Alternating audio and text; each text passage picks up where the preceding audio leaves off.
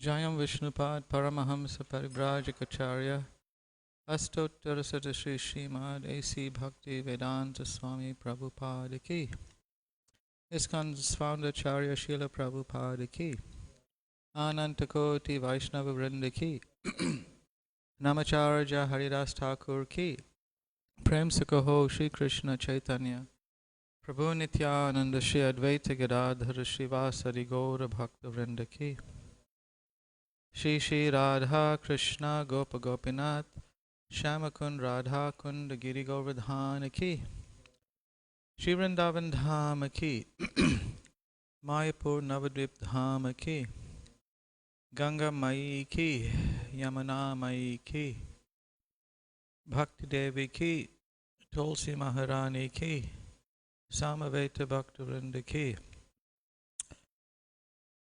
Shri Guru Purnima Mahotsava Ki Srila Sanatana Goswami Tiro Bhav Mahotsava Ki His Holiness Srila Bhakti Charu Swami Maharaj Tiro Bhav Mahotsava Ki Go Premanande All glories to the assembled devotees. All glories to the assembled devotees. All glories to the assembled devotees. Gaur Premanande Hari Hari Bol.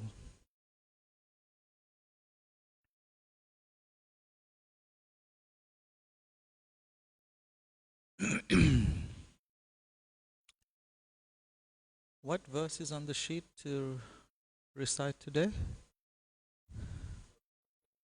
41 and 42. What's on? Both are there. Okay. Which should I recite responsibly? Yeah. Which verse should I recite responsively? 42. Okay. Because both have purports. Om Namo Bhagavate Vasudevaya. Om Namo Bhagavate Vasudevaya. Om Namo Bhagavate Vasudevaya. Reading from Srimad Bhagavatam, Canto 4, Chapter 6, Lord Brahma satisfies Lord Shiva. We will read texts 41 and 42, and we'll responsibly recite text 42. Text 41. Tata pare siddhagana maharishpir yevai samantad anunila lohitam namaskrita praha shashankha shekaram krita pranamam prahasannivatmabhu. Translation. All the sages who were sitting with Lord Shiva, such as Narad and others, also offered their respectful obeisances to Lord Brahma. After being so worshipped, Lord Brahma, smiling, began to speak to Lord Shiva. Srila Prabhupada's purport. Lord Brahma was smiling because he knew that Lord Shiva is not only easily satisfied, but easily irritated as well. He was afraid that Lord Shiva might be in an angry mood because he had lost his wife and had been insulted by Daksha. In order to conceal this fear, he smiled and addressed Lord Shiva as follows. Text 42. Brahma uvacha jane tvam isham vishvasya jagata yoni bijayo shakti shivasya cha param yat tat brahma nirantaram brahmovacha Jane tvam isham vishvasya. Jane tvam isham vishvasya. Jagato yoni bijayo. Jagato yoni bijayo. Shakte shivasya chaparam. Shakte shivasya chaparam. Yatad brahma nirantaram. Yatad brahma nirantaram. Brahmovacha. Jane tvam isham vishvasya. Jagato yoni bijayo. Shakte shivasya chaparam. Yatad brahma nirantaram. Brahmovacha. Jane tvam isham vishvasya. Jagato yoni bijayo. Shakte shivasya chaparam. Yatad brahma nirantaram.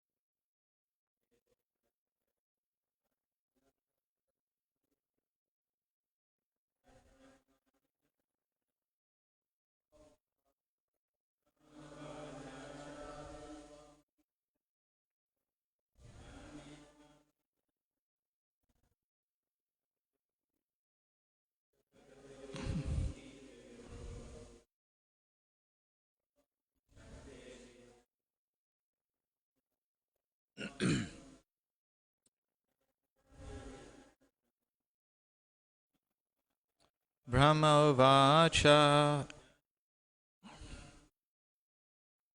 Jane tam isham vishvasya. Jagata yoni bijayo. Shakte shivasya chaparam.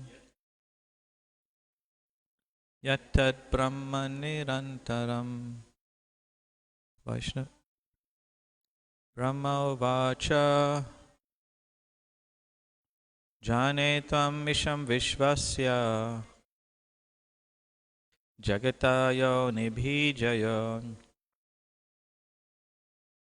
Shakti shivasya chaparam. Yatad brahma nirantaram. Brahmovacha. Jane tvam isham vishvasya. Jagata yoni bijayo. Shakti shivasya chaparam. Yatad brahma nirantaram. Brahmovacha. Jane tang isham vishvasya. Jagata yoni bijayo. Shakte shivasya chaparam. Yatad brahma nirantaram. Brahma uvacha. Jane tvam isham vishvasya. Jagata yoni bijayo. Shakte shivasya chaparam. Yatad brahma nirantaram. Brahma uvacha.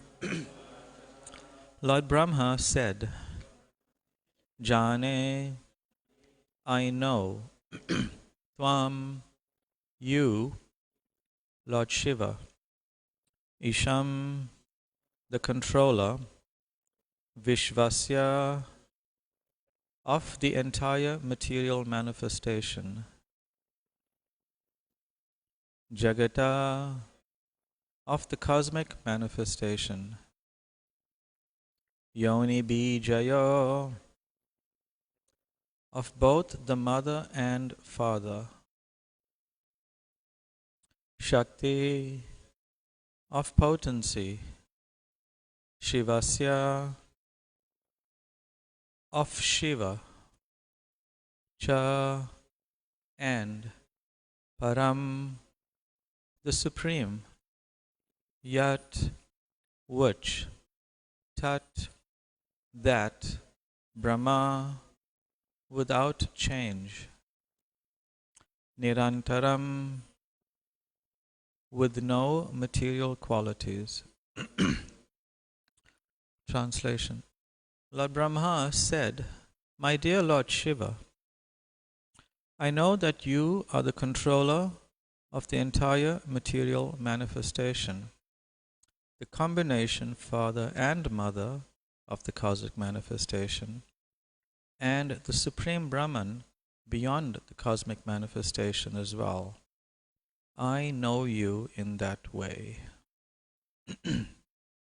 Srila Prabhupada's purport. Although Lord Brahma had received very respectful obeisances from Lord Shiva, he knew that Lord Shiva was in a more exalted position than himself.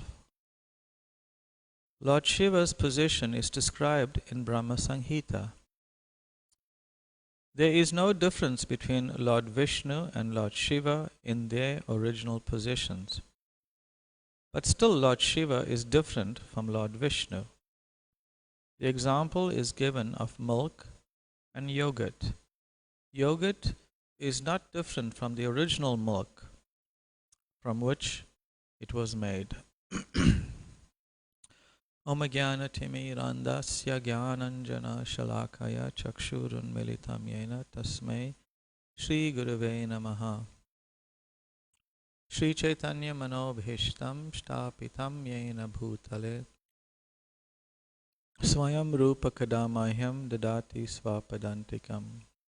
Vandeham Sri Guru Sri Yuta Padakamalam Sri Gurun Vaishnavamscha Shri Rupam Sagrajatam Sahagana Raghunatan Vitam Tam Sajivam Saadvaitam Savadutam Parijana Sahitam Krishna Chaitanya Devam Shri Radha Krishna Padan Sahagana Lalita Shri Vishakan Vitamscha. He Krishna Karuna Sindhu Dina Bandhu Jagatpate Gopesha Gopika Kanta Radha Kanta Namostate Taptakanchana Gaurangi Radhe Vrindavaneshwari Vrishabhanu Sute Devi Pranamami Hari Priye Vancha Kalpatarubhyascha Kripa Sindhubhyayevacha Patitanam Pavanebhyo Vaishnavebhyo Namo Namaha. Shri Krishna Chaitanya Prabhu Nityananda Shri Advaita Gadadhara Srivasadi Gaura Bhakta Vrinda. Hare Krishna Krishna Krishna Hare Hare Hare Rama Rama Rama Hare Hare. Namam Vishnu Padaya Krishna Prishtaya Bhutale Srimati Bhakti Vedanta Swami Niti Namine. Namaste Saraswate Deve Gauravani Pracharine Nirvishesha Shanyavadi Paschatya Deshatarine. Brahmo Vache Jane Tvam Isham Vishvasya Jagato Yoni Bijayo Shakte Shivasya Chaparam Yattad Brahma Nirantaram. Lord Brahma said, "My dear Lord Shiva, I know that you are the controller of the entire material manifestation, the combination father and mother of the cosmic manifestation, and the supreme Brahman beyond the cosmic manifestation as well. I know you in that way."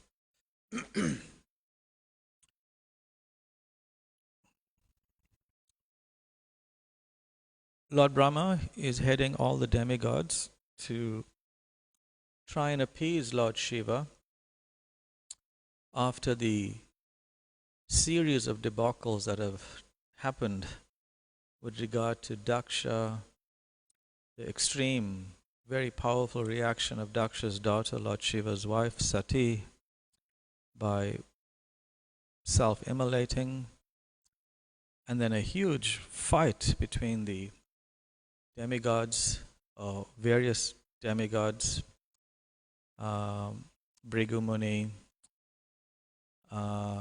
Daksha, and Lord Shiva's associates, especially headed by this huge monstrous being that Lord Shiva created, Virabhadra, which resulted eventually in Daksha being decapitated and the huge elaborate sacrifice of the demigods not being completed.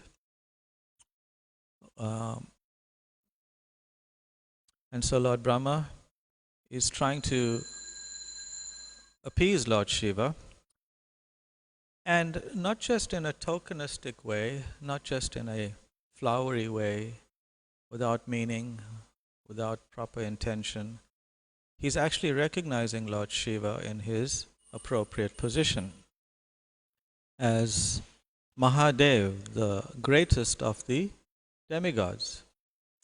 Shri Shri Radha Radhanath Ki. In an earlier text and purport we read,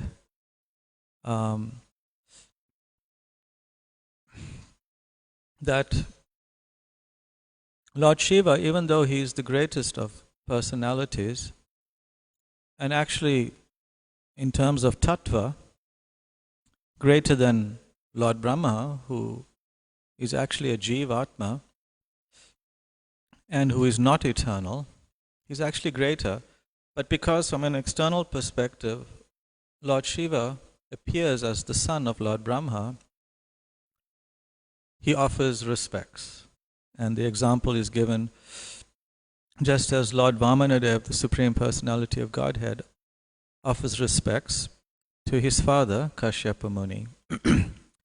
Still, despite that statement, that practical statement, physical statement that Lord Shiva stood up to offer respects, Lord Brahma is still glorifying him in his appropriate position. And Srila Prabhupada in his purport expands on that by referring to the Brahma Samhita, where Lord Shiva's position in relation to Krishna, to Govinda, is very nicely explained with a very nice metaphor, which Prabhupada touches on here as well. That just as milk, when it is touched by some souring agent, it becomes curd or yogurt. Essentially, they are still the same thing. Both are in the category of dairy, but they have different functions. Just like if one drinks dairy too much, then one could have some digestive problems. But the cure for that digestive problem is the same dairy, but just transformed in a little way in the form of yogurt. So the situation that the milk caused can be alleviated by another form of dairy, that is yogurt. So they are essentially the same thing, the milk and the yogurt, being in the category of dairy. However, milk can transform into yogurt, but yogurt cannot transform into milk. It's never been done. It cannot be done. So similarly, the Brahma Samhita says, Kshiram yata dhadivikar vishesha yoga. Sanjayate nahitata pritag ashti hetu. Yashambhutam apitata samupaiti karyat. Govindam adipurusham tamaham bhajami. So and similarly, Lord Krishna, who is Govinda, enjoying in the spiritual world, who has really nothing to do with the material manifestation, for his interaction, his necessary interaction with the material world, he transforms himself into Lord Shiva, to engage, to oversee, to be the master of the material energy. So Lord Shiva technically is the Supreme Lord. He is. But he is not.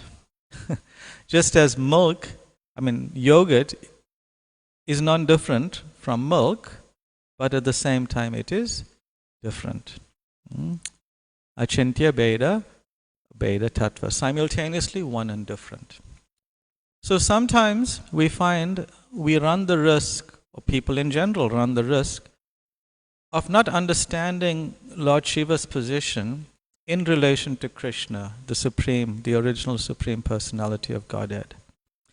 And a simplistic reading, a simplistic understanding of this statement from Brahma Samhita could lead one to overemphasize the difference with Krishna, or it could lead to one emphasizing the oneness with Krishna, making it out to seem that Lord Shiva, yes, is the untouchable, ultimate Supreme Personality of Godhead.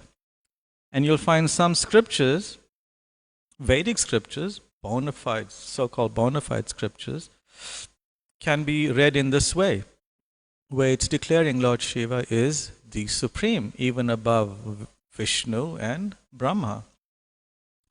But one has to understand scriptures also from the context in which it was written, for the purpose and to whom it was written, and to be guided by the self-realized spiritual master in understanding the scriptures.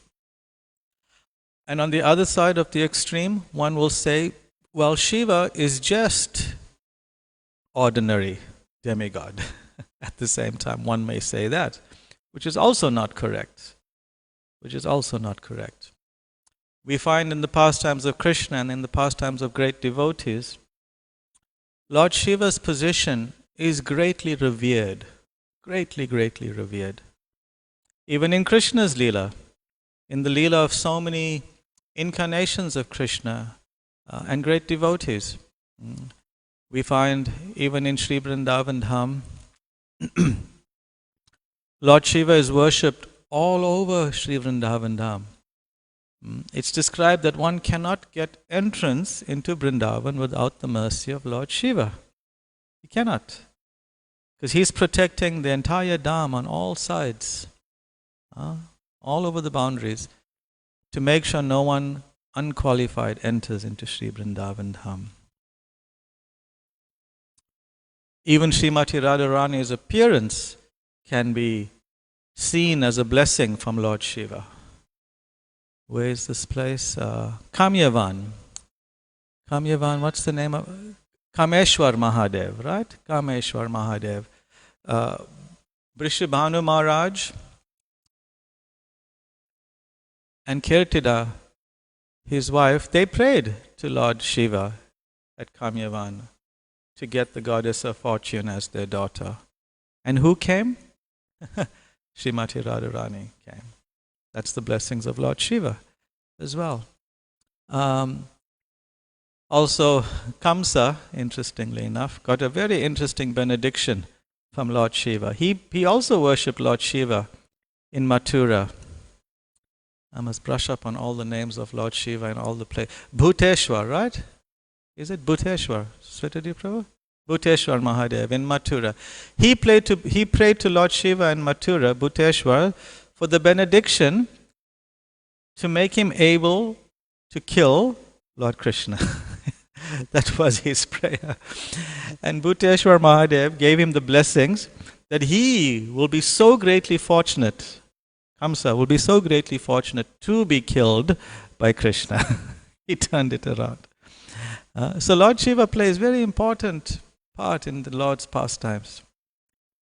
A very important part in the Lord's pastimes. Even when shortly after Krishna was born, Lord Shiva came in his usual manifestation, looking very different from usual people's presentations, to take darshan of baby Krishna. And Mother Yashoda was just aghast at this person, refused him to enter. And after that, the baby was just crying and crying and crying. And then after some thoughtfulness and investigation, they realized that this must be a great sage. And they went everywhere looking for him looking for him. And they found him in near Terkadamba, Nandagram area, where Lord Shiva is praying by this one kund, just praying and hoping and hoping and hoping to have darshan of his Lord. And therefore he became known as Asheshwar Mahadev. Asha means hope, hoping and praying and hoping. So he became known as Asheshwar Mahadev. So they found him, brought him back, and the baby was pacified. Krishna was pacified. So like this, so many places, Lord Shiva is very intimately connected with Krishna. So Gaudiya Vaishnavas, we are very, very reverential to Lord Shiva, understanding his amazing position in relation to Krishna, in the pastimes of Krishna, in granting us the opportunity to approach Krishna in Sri Vrindavan Dham. At the same time, we also appreciate him being the master of the material energy. We appreciate him in that way. Today also is the divine disappearance of Srila Sanatana Goswami, one of the 6 Goswamis, the chief disciples, followers of Sri Chaitanya Mahaprabhu. And even he, when he stayed in Sri Vrindavan Dham, stayed very close to Gopeshwar Mahadev, the most famous deity of Lord Shiva in Vrindavan. And later when he moved to Govardhan Hill, he stayed at Manasiganga, right next to a deity of Lord Shiva called Chakaleshwar Mahadev. Chakaleshwar, named in that way because it's at a place called Chakratirtha. Chakratirtha is that place where when Krishna had lifted Govardhan Hill and Lord Indra was just pouring down thunder and lightning and rains and hail and pillars of water down on Govardhan Hill, Lord Krishna Sudarshan Chakra went to the top and was just spinning and just dissipating all the rainfall and making it seem like nice, pleasant mist falling on Govardhan Hill. So that place is Manasiganga, where Lord Shiva is known as Chakaleshwar Mahadev. So Sanatana Goswami stayed there because he was very attached on a spiritual platform to Lord Shiva and decided to stay there. But it's described in the histories recounting Sanatana Goswami's life that after a short while he began to become very disturbed by mosquitoes. If you go to Vrindavan, if there's one thing you can be sure to be disturbed by, is mosquitoes. Being disturbed by mosquitoes, so he decided he has to go because he wanted to concentrate on his writing and his bhajan, but the mosquitoes were disturbing him so much. So Lord Shiva, he has the ability to read people's minds, so he understood that this was the dilemma that Sanatana Goswami was encountering. And so he decided to remedy the situation. And he took the form of a Brahmana and approached Sanatana Goswami and assured him that please don't leave this place. Do not worry. From this day forward, no mosquitoes will affect you. And Sanatana Goswami reflected and thought, okay, he'll continue staying there. And no mosquitoes affected him there. I've never really noticed it or tried to investigate it, but many devotees say to this day you won't be disturbed by mosquitoes in that area. So that's Lord Shiva. Always wanting the association of the great devotees like Sanatana Goswami, who stayed there for many, many years. As we said, today is the disappearance day of Sanatana Goswami, so I thought we'll speak a little on him as well as part of this morning's class. It's also Guru Purnima, which is attributed to be the appearance day of Srila Vyasadeva, the personality who compiled all the Vedic literatures, systemized them, categorized them for the benefit of all persons. According to all the types of desires, all types of persons, he did it in a systematic way to try and bring people up. But it's described, those of you who are studying first canto of Srimad Bhagavatam, it's very nicely described there, that even after doing all of that, all of those compilations, he was not satisfied. Something was missing. One would have thought, after doing such an immense amount of work, service to humanity in this way, he would be happy, he would be relieved, I've done it, but something was missing. And then, knowing this situation, his spiritual master Narad Muni, who always happens to be at the right place at the right time, appeared and explained his situation, that he's feeling unfulfilled and dissatisfied. Of course, he said it in a much sharper and heavier way. Said it's because you didn't focus on Krishna. You did not focus on the pastimes of Krishna, the qualities of Krishna, the glories of Krishna fully, exclusively. And therefore he instructed him to write or represent the Srimad Bhagavatam. So this is the Guru Purnima, the appearance day of Lord Vyasadeva. And on this day we find the tradition dictates in India, especially amongst other religious schools, especially the impersonalist religious schools, this is the day to worship the spiritual master. So this is the one day that all spiritual masters are worshipped. Therefore it's called Guru Purnima. Srila Prabhupada mentioned that we do not generally observe that approach because that's normally done by the Mayavadis or impersonalists. Rather, we worship the spiritual master in a personal way on the appearance day of the spiritual master, called Vyasa Puja. So on the day of the appearance of our spiritual master, be it Shiksha Guru or Diksha Guru, we observe the ceremony of Vyasa Puja. Also on this day, it's the first Vyasa Puja in the history of Gaudiya Vaishnavism. What took place today, some less than 500 years ago, when Lord Chaitanya organized the Vyasa Puja celebration of Lord Nityananda in Mayapur at the home of Srivas Thakur. He had just united with Lord Nityananda just a short while before that, and therefore decided we must worship Lord Nityananda. Nityananda, of course, is Adi Guru, the original spiritual master. So he asked to arrange a wonderful Vyasa Puja and instructed Srivas Pandit to organize it. And there, the Vyasa Puja of the spiritual master, according to the tradition, according to the scripture, commences by worshipping Vyasadeva. So he had all the paraphernalia ready for Lord Nityananda to worship Vyasadeva, came in, gave a garland into the hands of Lord Nityananda. This was Srivas Thakur, gave that garland into Lord Nityananda's hand, and told him, with appropriate mantras, you offer this garland to Lord Vyasadeva, whose picture was there on the altar. And Lord Nityananda was saying yes, yes, yes, sort of externally accepting all the instructions, and he started mumbling something under his breath. And he's holding the garland, but he's not putting the garland on Lord Vyasadeva's picture, just holding it there and muttering something. Then suddenly Lord Chaitanya appeared and tried to encourage him, put the garland on Srila Vyasadeva.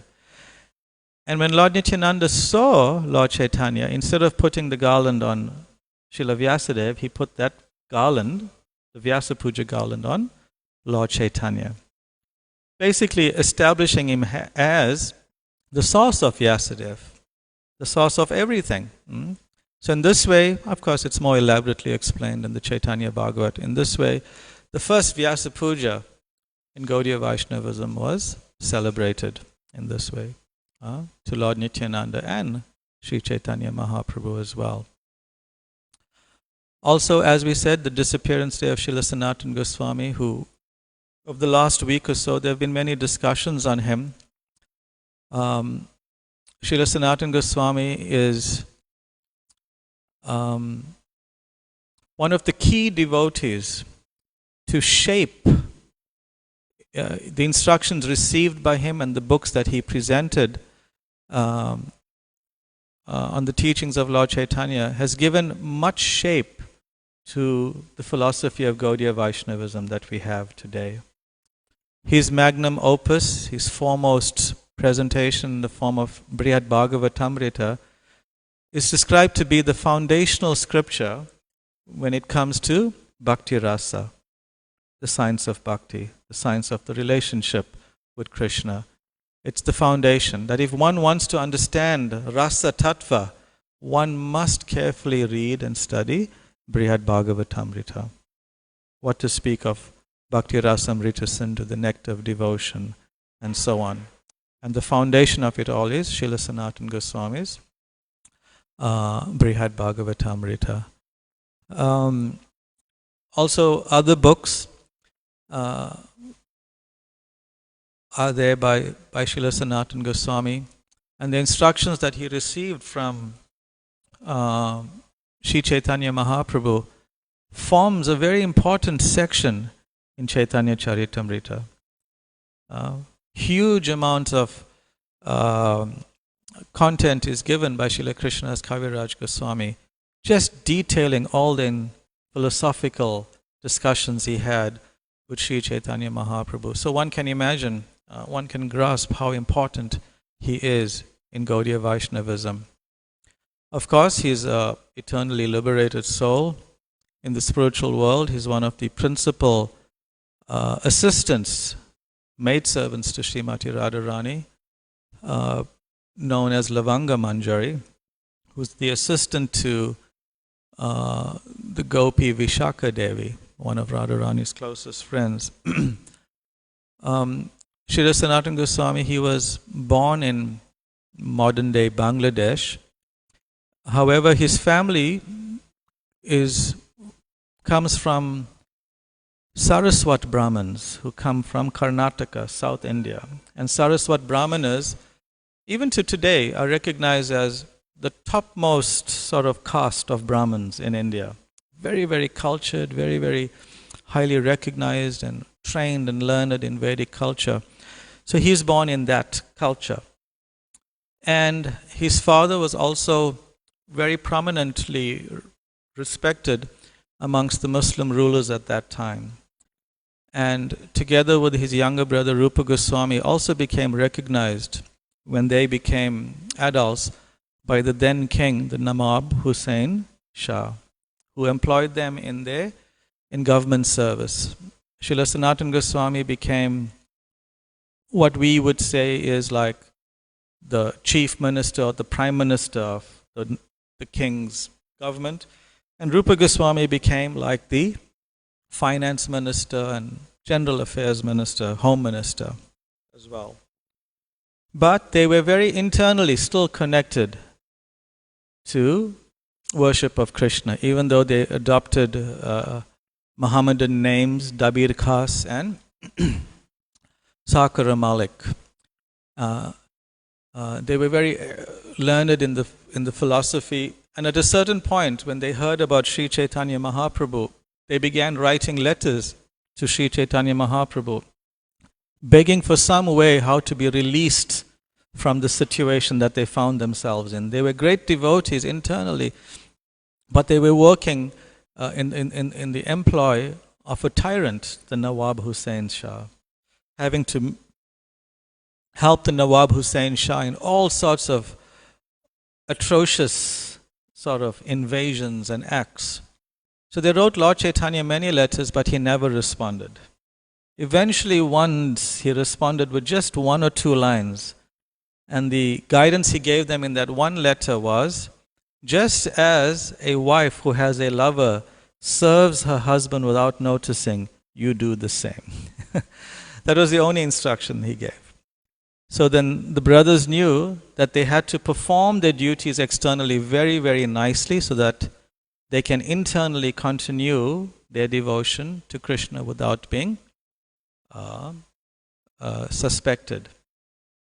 But eventually, Lord Chaitanya, who was traveling to Vrindavan shortly after taking sannyas, his route was very complicated and didn't really make sense the way he was going about it. But there was a reason. With Lord Chaitanya, there's always a method to his ecstatic approach. That he eventually came to the place that Rupa and Sanatan were staying in the kingdom of the Nawab called Ramakeli. You can still go there. It's a wonderful holy site. And there, Rupa and Sanatan Goswami had established another Vrindavan called Gupta Vrindavan there, with replicas of Shamakund, Radhakund, Govardhan Hill and other places, special trees, Kali Kadamba and others. And they were always remembering the pastimes of Krishna, inspired by the holy place that they created. Because Vrindavan is not just that place. Yes, it is that place near Delhi, 100 or so kilometers away from Delhi. It is that place. But more than that, Vrindavan is also a state of consciousness. And by one's consciousness, wherever you are, wherever a great personality like Rupa and Sanatan or Srila Prabhupada is, they can manifest the same Vrindavan as well. So they did that in Ramakeli. And one can go there today and experience Vrindavan. The same Vrindavan manifests by the potency of Rupa and Sanatan.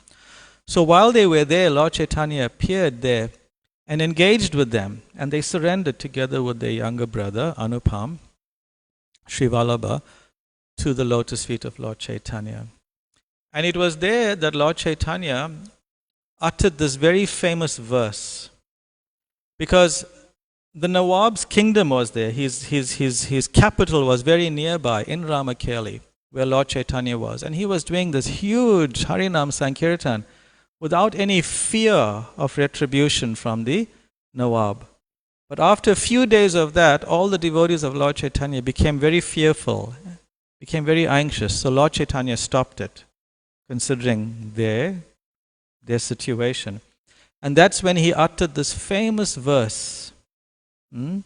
Pritiviti ache yata nagaradigram sarvatra prachar hoive morenam. Saying that in every town and village, as they are on this planet, my holy name will be sung and heard. It was there in response to the anxiety that the devotees were feeling. So when we think about it also, we find so many situations in our country, or not so much in our country, but so many parts of the world, where there may be some obstacle, some resistance, or even some anxiety about spreading Krishna consciousness. But the Lord is giving this assurance right there and then, in the midst of a Muslim government. He gave this assurance, Pritiviti ache jatanagaradigram, that in every town and village my holy name will be sung. So it's going to happen. Or it has happened already. So why be fearful of the inevitable, isn't it? Krishna says like that also in Bhagavad Gita. To be fearful of the inevitable is foolishness. Asocyananvasochastvam pragyavadam chabhasase. It's going to happen. Rather prepare for it. Be part of it. So the holy name of Krishna is going to go everywhere. Prabhupada's books are going to go everywhere. The mercy of Lord Chaitanya is going to flood everywhere.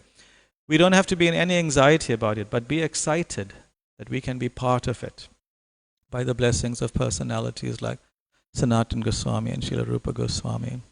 Of course, it's a very elaborate story, the whole surrendering process, that escape process of Rupa and Sanatan Goswami out of the employ of the Nawab Hussain Shah.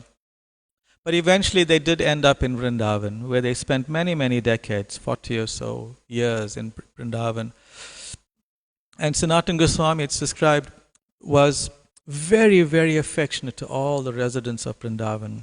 They saw him exactly like their own father or grandfather, their closest advisor. They would call him Baba.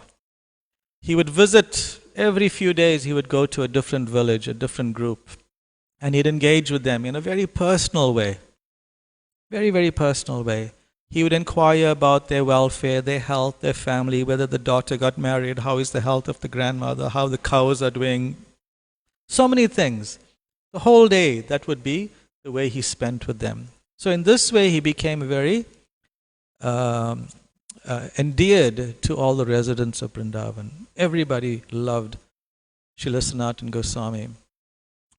And on this day, the Guru Purnima day, some 400 odd years ago, Srila Jiva Goswami, who at that time was the philosophical leader of all the Gaudiya Vaishnavism, took all the Vaishnavas from Vrindavan, went over to Govardhan to offer their respects, to meet Sanatana Goswami. But when they got to the place of Sanatana Goswami at Manasi Ganga, they noticed that he was deep in samadhi, like he was immovable, just stationary in deep samadhi, and they didn't want to disturb him.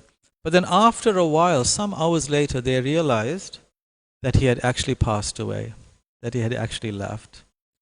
So Srila Jiva Goswami then, who was the leader, arranged beautiful, ecstatic parikram with the body of Sanatana Goswami at the front, going around Govardhan Hill, and then took the body, transcendental body of Sanatana Goswami, back to Vrindavan to be entombed, put into samadhi, just near the Madan Mohan temple. You can go there. That Madan Mohan temple is the first major temple established in Vrindavan. Actually, that temple is like the symbol of Vrindavan. You know, if you want to see a picture of Vrindavan and know it's Vrindavan, it's the Madan Mohan temple. This is Vrindavan. Anybody can say. So his samadhi is there.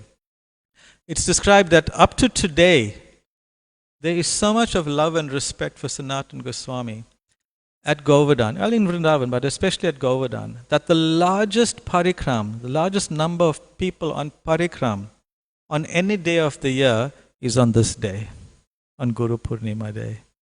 It's quite amazing. Practically 1 million people will be there. From 1 in the morning up until midnight, they're just going around. I read an article a few days ago that this year the legal authorities have stopped it because they considered it to be too dangerous physically for people, because it's just packed. You don't see road, you don't see where you're walking. It's so many people, out of love and respect for Srila Sanatana Goswami. So this is our heritage. This is our heritage coming from Sri Chaitanya Mahaprabhu, that we have personalities like Srila Sanatana Goswami to pray to on this day and every day, and to read the scriptures that they left behind, and to also learn from their amazing example. Also today is the second disappearance day of one of Srila Prabhupada's closest and most respected followers, His Holiness Bhakti Charaswami Maharaj. There'll be a program in Phoenix later today, so if any of you can please join directly online, that'll be wonderful. Bhakti Chara Maharaj was very closely related to South Africa, visiting here from the late 1980s, and started many, many wonderful programs in South Africa, all parts of the world. His erudition was just something else. How deeply he understood the scriptures, and his ability to charismatically and very easily present them for people to understand was just a very brilliant way of doing things. Of course, his appearance in Prabhupada's movement and his development in Prabhupada's movement is something mystical, definitely eternally connected to Srila Prabhupada. That he joined Srila Prabhupada's movement only in 1976, and within a year of joining Srila Prabhupada, or less than a year actually of joining Srila Prabhupada's movement, he even got first and second and sannyas. Unprecedented. Never before, never again. Something like that happened. And he went on, like I said, to perform amazing services all over the world for Srila Prabhupada. So here in South Africa, we also owe a great debt of gratitude. Owe so much to His Holiness Bhakti Charaswami Maharaj for setting an amazing example, especially what I feel, an amazing example of the principle that attachment to the lotus feet of Srila Prabhupada, to the spiritual master, will manifest all success in spiritual life. that is the principle of devotional service, is to develop deep attachment to the lotus feet of the spiritual master in every thought, word and deed that we engage in. And he was that type of person, exactly that type of person who lived by that mood. So yes, he's an acharya in our ISKCON movement, setting the most amazing example as a disciple of Srila Prabhupada. He's an acharya in our movement after Srila Prabhupada, setting the example of utilizing everything in Krishna's service in such amazing ways. He's an acharya in our movement for showing how to relate with devotees, how to care for devotees, how to inspire devotees. So in this way, His Holiness Bhakticharya Swami is one of Srila Prabhupada's greatest gifts to the world of ISKCON. And today is also, like we said, his disappearance day, and we can pray to Maharaj directly for a fraction of his commitment and his love for Srila Prabhupada. Thank you very much. We'll stop here. Does anyone have any comments or questions? All right. Thank you very much. Grantaraj Srimad Bhagavatam ki, Srila Sanatana Goswami ki, His Holiness Bhakticharya Swami Maharaj ki, Gaura Premanande.